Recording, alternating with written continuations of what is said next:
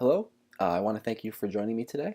My presentation will be on what is the most effective strategy to decrease the risk of secondary ACL injury in young athletes.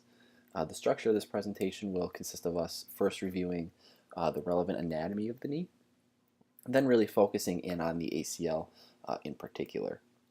We will be discussing our definition of a young athlete for the context of the presentation, and the challenges that may arise from that. And then we will go over some ACL prevention programs, discussing the techniques and evidence base behind them. And lastly, we'll converse about which program may be best suited for young athletes. So just to kind of defer your attention to the concept map itself, as you can see in the upper left, there is the black box that says what is the most effective prevention strategy to decrease the risk of secondary ACL injury in young athletes. And that is the question for our PICO. Next here, I split it up into the predisposing factors for ACL risk. As you can see, the intrinsic ones there are in red. These are the ones we can't really modify, male versus female, hormonal differences, as well as the age differences that exist. And then the green circle here, those are your extrinsic factors, again, being muscle fatigue, neuromuscular control, lower extremity alignment, muscle development, flexibility, and joint laxity. And then as you can see in the bottom here, in this yellow square, we have our three programs we are going to be examining. Strength training, neuromuscular training, and the functional braces. And you can see some of the evidence-based effects here that pull off from them. So, as we know, anterior cruciate ligament injuries are among the highest incident and of the highest cost, depending on the level of injury in healthcare. Approximately 100,000 to 200,000, depending on what the reporting resource you look at. So 100,000 to 200,000 injuries of the ACL occur per year in the United States. And the cost associated with the evaluation, therapy, rehabilitation, and possible loss of funding and scholarships of the affected athletes can total anywhere from $625 million to $1 billion annually. The majority of ACL injuries, so it's about 70%, occur while playing what they call agility sports. And the most often reported sports are basketball, soccer, skiing, and football. And an estimated 70% of ACL injuries are sustained through non-contact mechanisms, while the remaining 30% result from direct contact. ACL injury is most prevalent in people 15 to 45 years of age, so it's about 1 in every 1,750 persons of that age. It is more common in this age group, in part because of their more active lifestyle, as well as their higher participation in sports. More ACL injury cases occur in males due to the greater number of male sports participants. However, females actually have a higher risk of being injured. According to NCAA statistics, female athletes are 2 to 8 times more likely to sustain an ACL injury while playing sports. And there's several factors that are speculated to increase this risk of ACL injury in females, including lower extremity alignment, mainly the wider pelvises, the presence of knee valgus and foot pronation, as well as joint laxity, hamstring flexibility, muscle development, the hormonal differences that exist, mostly attributed to estrogen, and the ACL size itself. So it shows the importance of investigating what prevention strategies are most effective, not only for first-time ACL injuries, but more importantly for those who are at risk for secondary injury, may have to go through the long rehabilitation process all over again. So first, let's go over some relevant anatomy of the knee. Again, a lot of this will be review, but there's some pertinent information that I want to cover. So when we discuss prevention programs, we're all on the same page. As you know, the presence of medial and lateral articular condyles classifies the tibiofemoral joint as what they call a double condyloid articulation, which contains 3 degrees of freedom. The first one being flexion and extension, the second one being internal and external rotation, and the last one being abduction and adduction. There's also anterior and posterior translation occurring at the tibia and femur as well. The joint may be hypermobile after an injury such as a sprain, or hypomobile. This can be secondary to things like scar tissue formation, for example. There's also a joint capsule which surrounds the knee joint. It runs along the medial, lateral, anterior aspects of the joint, and it arises superior to the femoral condyles, attaching itself distal to the tibial plateau. There's also a synovial capsule, which lines the articular portions of the joint capsule. And this is important to know because the cruciate ligaments, both the ACL and PCL, are isolated from the synovial fluid, and this is attributed to their limited healing properties. The ACL arises from what they call the anteromedial intercondylar eminence of the tibia, then travels posteriorly and passes lateral to the PCL to insert on the medial wall of the lateral femoral condyle. Lastly, I like to go over the presence of the joint receptors in the knee, and they're usually described by the stimuli they respond to, as well as the joint state in which they're active. And this can be static, dynamic, or it can be both. It's also described by the stimulation intensity at which they reach, their threshold for activation, I should say. In addition to whether they remain active with a persistent stimuli, or they just respond quickly and then become quiet. The importance of this contributes to the role joint receptors located in the ACL, as well as other tissues of the knee, play in part to maintaining knee joint stability. It has been reported that reflexive pathways exist between the receptors and the knee joint in the musculature of the thigh.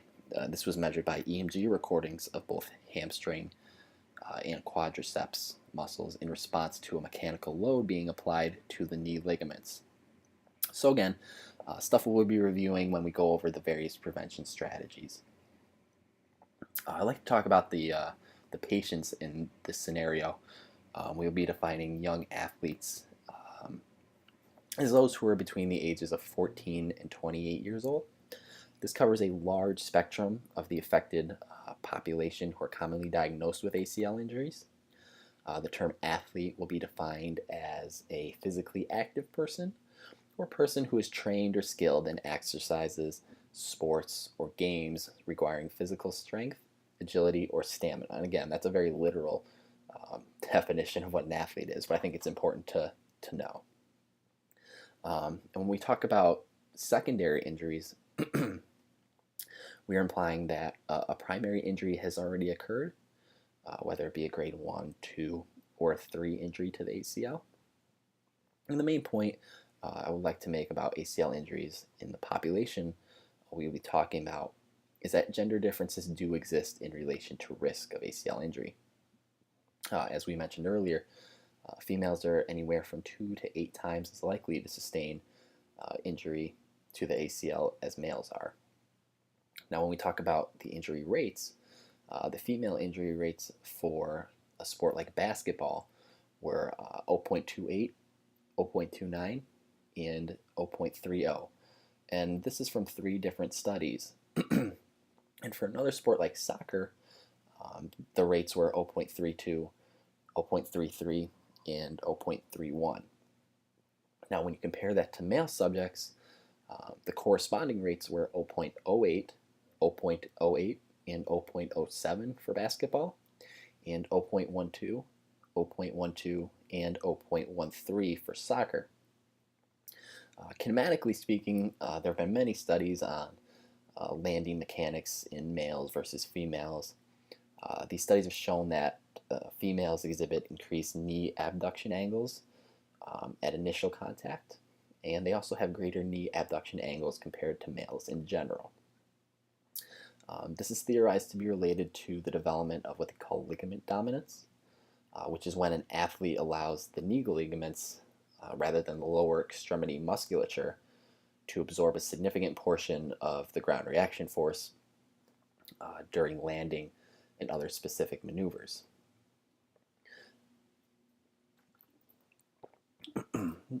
So the first type of prevention strategy we will cover is the strength training aspect, which you can see there in the bottom left. It is the purple box. Although strength training alone may not be sufficient enough to prevent ACL injuries, to achieve optimal gains, it is an important facet to discuss. One study looked at female participants and hypothesized, those who received strength training would demonstrate improved biomechanics during what they call a jump stop task. And they compared it to a non-strength trained female group. Both groups in the study received video feedback, and the training program was 9 weeks, and they found that strength training program enhanced the ability of the video assisted feedback to alter hip and knee kinematics. Now conversely, another study was performed that compared an 8-week plyometric training program to a basic resistance training program, and they looked at neuromuscular and biomechanical characteristics. The study found that both groups had improved knee extensor isokinetic strength and increased initial and peak knee and hip flexion, and time to peak knee flexion during the task. The increased strength was attributed to a reduction in ground reaction forces upon landing, thus decreasing the likelihood of injury to the ACL. Now the next type of prevention strategy is the use of functional braces. Now this can either be immediately post-operatively or during competition or sport. The strategy employed here is not to really decrease what they call tibial translation, but to improve proprioception.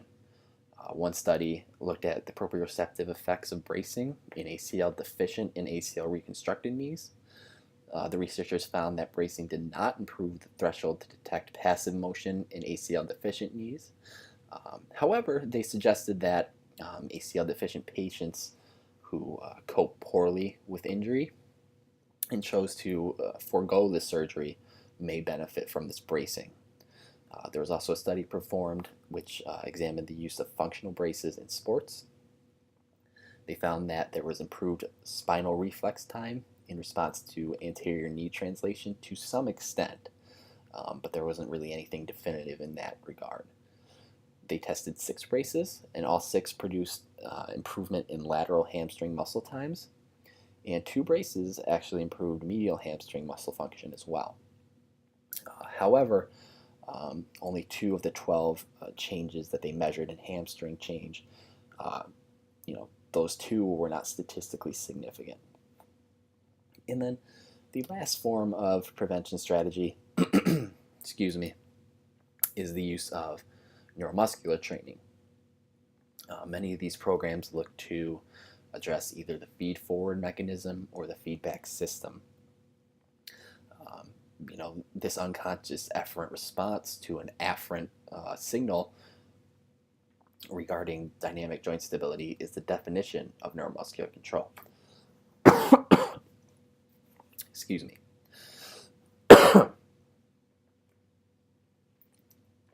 One study has shown that over a 6-week neuromuscular training program, the measures of total and anterior posterior single limb postural stability was increased. The training program they used involved the use of progressive exercise programs for proprioception.